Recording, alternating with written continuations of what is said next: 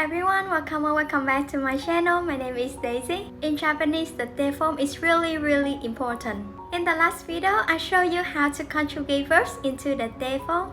So today I'm going to introduce you to 5 grammar points that use the te form. These patterns are used very frequently in daily life, so let's try our best to learn them and let's begin. First, we have the pattern te-imasu. It has 3 meanings and we will start with the first one, to be doing something. This pattern is used to express an ongoing action. We conjugate the verb into the te form and add imasu. It's similar to the ing form in English. For example, Yamamoto-san wa heiya de reporto kaite imasu. We have the verb kakimasu, which means to write. When conjugated into the te form, it becomes kaite, and kaiteimasu means is writing. To see what he's writing, we look at the particle o. In this case, it's reporto, which means report. The particle de indicates the location where the action is taking place, so heiya de means in a room. Therefore, Yamamoto-san wa heiya de reporto kaiteimasu means Yamamoto is writing a report in his room. Or ima basu o matteimasu. In Japanese, the verb to wait is machimasu. When conjugated into the te form, it becomes matte, and matteimasu means is waiting. The word ima means now. Ima basu o matteimasu translate to I am waiting for the bus now. After you got the first meaning, let's move on to the second meaning of te-imasu, which is to express a state or condition. Verbs commonly used in the te-imasu form to express a state include getkanshimasu, to get married, shirimasu, to know, sumimasu, to live, and mochimasu, to have, to own. For example, if you want to say, I live in Tokyo, it's a bit different from English.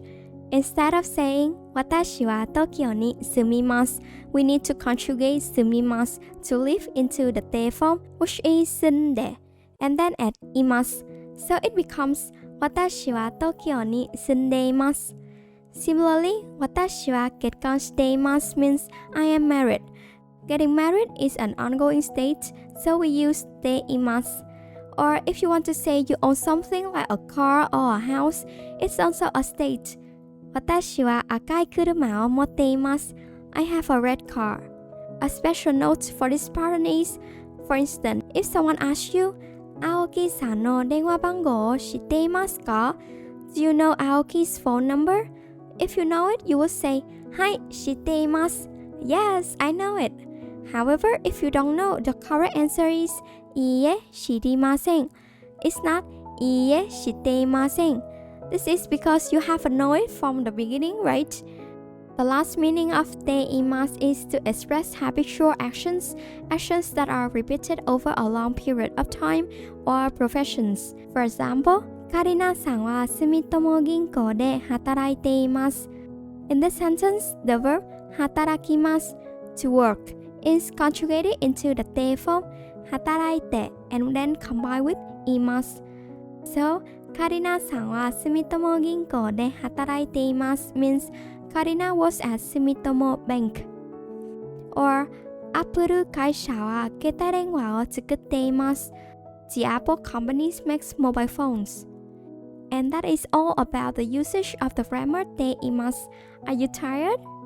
If you are okay, let's move on to the second te form grammar pattern, te-kudasai. This pattern is used to make requests, give instruction, or encourage someone to do something. The structure is straightforward. Just conjugate the verb into the te form and add kudasai at the end. For example, if you want to give a command or instruction, 時間がありませんから急いでください. Here, 急ぎます means to hurry. When conjugated into the te form, it becomes 急いで. Adding kudasai at the end turns it into a polite request, meaning please hurry. The word kara in this sentence doesn't mean from, but rather because. Therefore, the whole sentence, 時間がありませんから急いでください translate to, because there is no time, please hurry. Another example is, ここに住所と名前を書いてください. This is a common phrase you will hear when filling out paperwork in Japan. Kakimasu means to write. In the te form, it becomes kaite. So, kaite-kudasai means please write. In this sentence, jiusho is address and name is name.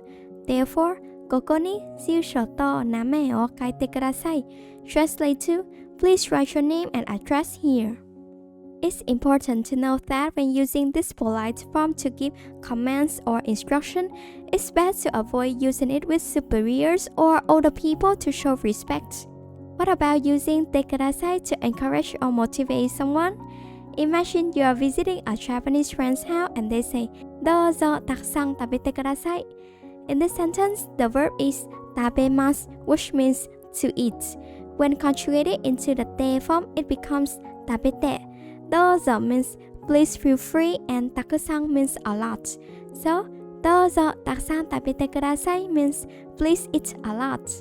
Another common phrase we often hear is "Ganbatte kudasai." This means please try your best. Lastly, te kudasai can also be used to make a request.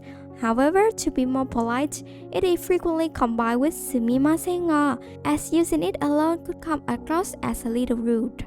For example, sumimasen ga, kono kotoba no imi o oshiete kudasai. Here, oshiete comes from the verb oshiemasu, which means to teach. Since it's a root to verb, when conjugated into the te form, it becomes oshiete. Excuse me, could you please teach me the meaning of this word? What do you think of the second grammar pattern? Te kudasai, is it too difficult? Let's move on to the third one, which is also very important. Te kara, this means after doing something. This sentence structure indicates that verb 2 happens after verb 1 is finished, and verb 1 is seen as a preparatory action. With this grammar pattern, we also conjugate the verb into the te form and add kara. For example, shigoto ga owatte kara tomodachi no uchi e ikimasu. In the first part, we have the verb owarimasu, which means to finish. When conjugated into the te form, it becomes owatte. So, shigoto ga owatte kara means after work. Therefore, shigoto ga owatte kara tomodachi no uchi e ikimasu. Translate to, after work, I will go to my friend's house. As you can see, the first action must be completed before the second action can happen. Another example is, okane o irete kara botan o oshite kudasai. This sentence combines both grammar patterns we have learned so far. In the first part, the verb iremasu means to put in. When conjugated into the te form, it becomes irete. Okane means money. So, okane o irete kara means after inserting money. The second part, botan o oshite kudasai, means please press the button. Okane o irete kara botan o oshite kudasai translate to, after inserting money, please press the button. We often encounter this sentence in our daily life in Japan, such as when buying drinks from a vending machine or purchasing a ramen ticket. Yay, we have learned 3 te form grammar patterns. Next up is te mo ii desu ka? This pattern is used to ask for permission to do something. If permission is not granted, there are polite ways to decline or express prohibition. We conjugate the verb into the te form and add mo ii desu ka? For example, koko de tabako o sutte mo ii desu ka? We have the verb tabako suimasu, which means to smoke a cigarette. When conjugated into the te form, it becomes tabako o sutte. Koko de tabako o sutte mo ii desu ka? May I smoke here? And to answer these questions, if it's allowed, you would say, "Hai, tabako o sutte mo ii desu." Yes, you can smoke. If it's not allowed, you could say, "Sumimasen, chotto." The phrase "sumimasen, chotto" is commonly used in Japanese. Sumimasen means excuse me and chotto means a little bit. Japanese people often use this phrase to soften the refusal. Another example, 用事があるので早く帰ってもいいですか? We often use this sentence when asking for permission to leave early.